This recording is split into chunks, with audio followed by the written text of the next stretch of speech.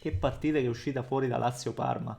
Due squadre che seppur per motivi diversi sono state capaci di tenermi incollati allo schermo e in tutta onestà non sempre capita. Con il Parma per gran parte della gara ha saputo amministrare e crearsi un bottino personale con il gol a freddo nel primo tempo, con il gol a freddo a inizio ripresa, poi sto termine a freddo, lascia il tempo che trova, e, e amministrava, tant'è che io dicevo, ma sto Parma di Chievo ragazzi, granitico, solido, difficile anche per la Lazio, invece per la Lazio no, nel senso che questa è una squadra che anche in un momento che può essere d'appannaggio per alcuni giocatori, perché magari non è stata la miglior partita di Rovella, per citarne uno, che di differenza ne ha fatta in questa stagione, eppure ti tira fuori sempre qualcosa la Lazio.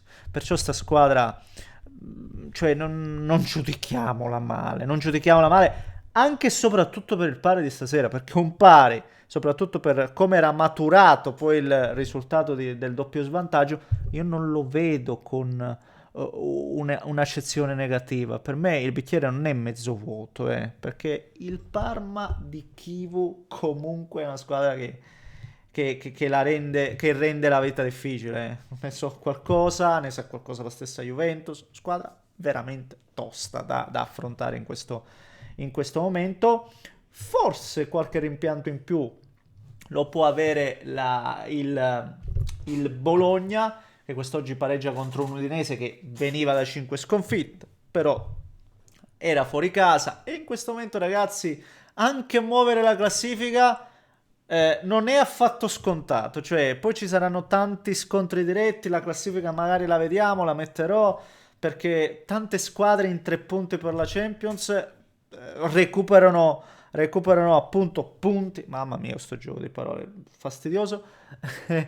Fiorentina, Roma, ma sono lì, ragazzi. Sono lì e adesso comunque ne parliamo. Prima, come al solito, un paio di robette veloci da fare. Se volete, iscrivetevi al canale per seguire i prossimi contenuti. Domani sicuramente porterò almeno la partita di Champions League, la guarderemo ovviamente, PSG, Arsenal, siamo in semifinale e quando la competizione è così, no? La segui, è come se la segui, soprattutto perché siamo ancora in corsa, ma questo è un altro discorso. E quindi se volete din don, attivate anche la campanella, rewind, il pollicione come al solito per ammorbidire l'algoritmo se vi va. Vi ricordo anche velocemente, brevemente, che mi trovate anche su Players for Players, dove ogni settimana tiriamo fuori dei contenuti esclusivi. L'applicazione è gratuita, la potete scaricare appunto gratuitamente e seguirmi col link in bio. E nelle mie varie top 11 devo per forza di cose aggiungere uno come Pedro e anche il 22enne svedese che ha fatto doppietta quest'oggi del Parma o Ondrejka, stavo per dire Onyedika, io mi sono memorizzato questo nome Onyedika, non capisco perché Ondrejka, Ondrejka, e quindi link in bio. Partiamo Lazio Parma, poi diamo un'occhiata anche alla partita di oggi pomeriggio del pari tra Udinese e Bologna, ovviamente che sono andato a vedere integralmente, non l'ho recuperata dopo, l'ho vista integralmente.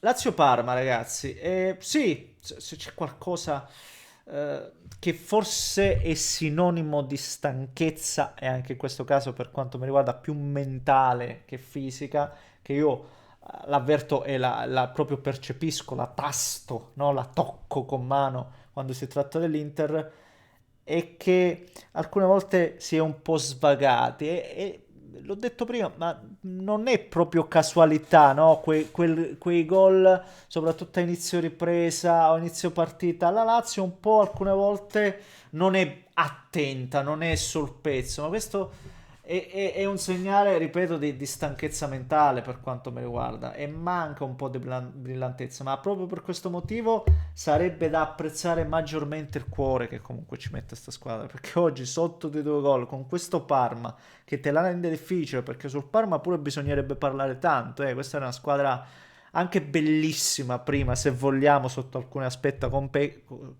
sotto alcuni aspetti con Pecchia, però era una squadra talmente leggera che sapevi che poteva prendere gol da un momento all'altro. Non che oggi non li abbia presi, attenzione, però è una squadra che sa stare bassa, è una squadra che sa riaggredire, è una squadra che oggi sul 2-0 ha avuto delle chance con Pellegrino, con lo stesso Mann.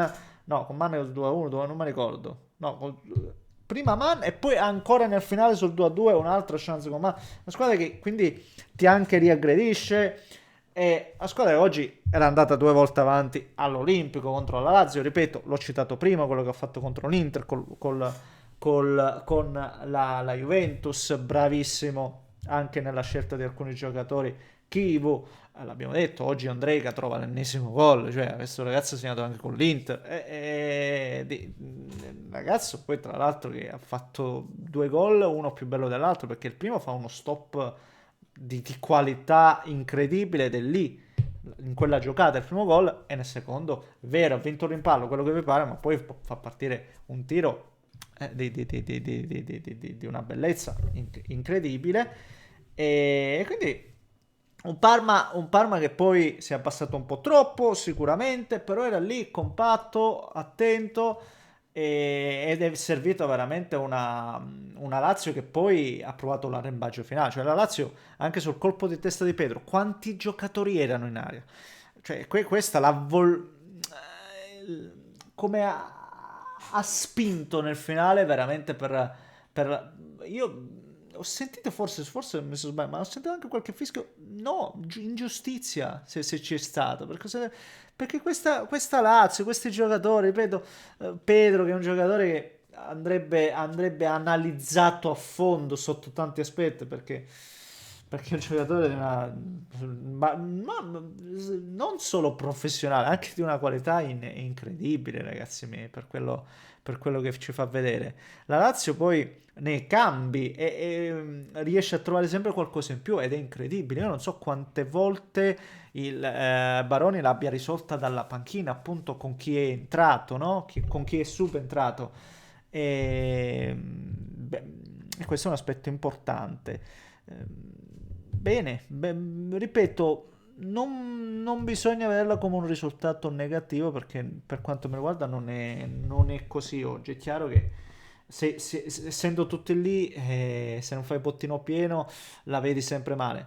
Però non è facile, ragazzi, non è assolutamente facile. Ne sa qualcosa, come dicevo prima, anche il Bologna, che oggi non ha vinto contro l'Udinese. Il Bologna nel primo tempo non mi è piaciuto per nulla, nonostante poi a conti fatti andavi a vedere expected goal, ne aveva comunque messi a registro di più la squadra bolognese, però troppi errori avevo visto, troppi errori nella costruzione dal basso, troppe palle perse e Davis prima prende una traversa, fa una giocata clamorosa, mamma che fa partire quel volley, ma poi ha avuto anche altre chance, non solo Davis, ripeto, troppi palloni un po' persi, però la cosa che come al solito mi entusiasma della squadra italiana è che non lo so come facciano, ma crescono sempre crescono sempre e il secondo tempo è stato un crescendo, c'è stata la traversa colpita da Orsolini sulla punizione, ma poi nel finale un paio di situazioni che potevano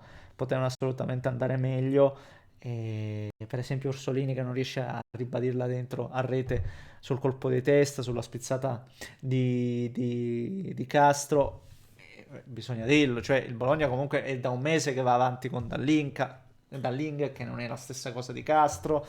No, non è facile. E il fatto che l'Udinese veniva da 5 sconfitte, da un lato si dice, veniva da 5 sconfitte oggi ha pareggiato. Però proprio perché c'era stato un po' di maretta, secondo me oggi l'Udinese non ha fatto la solita partita allegrissima, se vogliamo. Già si erano viste dei segnali quella precedente, se non sbaglio, col Toro, o no? Se non sbaglio. Comunque nella precedente non aveva giocato malissimo. in altre invece proprio l'avevo vista con chi è? Col Milan o con chi era? Che era proprio allegra completamente. E quindi ha trovato un Udinese oggi dentro perché va bene tutto, però finire il campionato con 10 giornate d'anticipo anche no, ecco. Però certo, per il Bologna suona un po' di passo falso, soprattutto per gli ultimi exploit, però non è che si può vincere sempre. E adesso il Bologna si andrà a giocare la prossima partita, uno scontro diretto con la Juve è importante. Ragazzi, faccio vedere la classifica brevemente, poi chiudiamo. Ve la faccio vedere, certo che ve la faccio vedere, la mettiamo qua, vediamo un pochettino. Ragazzi, sono tutti là, ragazzi, sono veramente tutti là. Partendo dalla Juve, perché comunque io l'Atalanta con questi 3 punti in più sulla Juve e soprattutto con 4 punti in più dal quarto posto e sono rimasti 12 punti, l'Atalanta la vedo assolutamente dentro. E quindi Juve 62, Bologna 61, Roma 60, Lazio 60, Fiorentina 59 rendono veramente questa corsa incredibile, lo dicevo prima, con la Fiorentina e la Roma che recuperano punti, ma poi anche loro avranno scontri diretti. Se non sbaglio la prossima vede proprio Roma-Fiorentina, eh? O no? Aspetta, questa la devo assolutamente guardare in diretta, perché mi ricordo Bologna-Juve, che tra l'altro allora, dove ci sono Bologna-Juve e vediamo se ricordavo bene, Roma-Fiorentina. Quindi anche la prossima ne dirà tante e qui magari la Lazio potrà approfittarne. Ecco, perciò vi dico, è veramente dura oggi valutare tutto come un punto perso, un punto. Ve- Vediamo, ragioniamo di partita in partita e non rendiamo le cose scontate nella maniera più assoluta. Sta Champions è tutta, sta corsa Champions è tutta da vedere. Ragazzi, ho cotto anche stasera, stranamente, stranissimo, ultimamente sono sempre bene. E va bene, fatemi sapere cosa ne pensate voi, commentate la casa se volete iscrivetevi al canale. Un grande abbraccio da Neschi.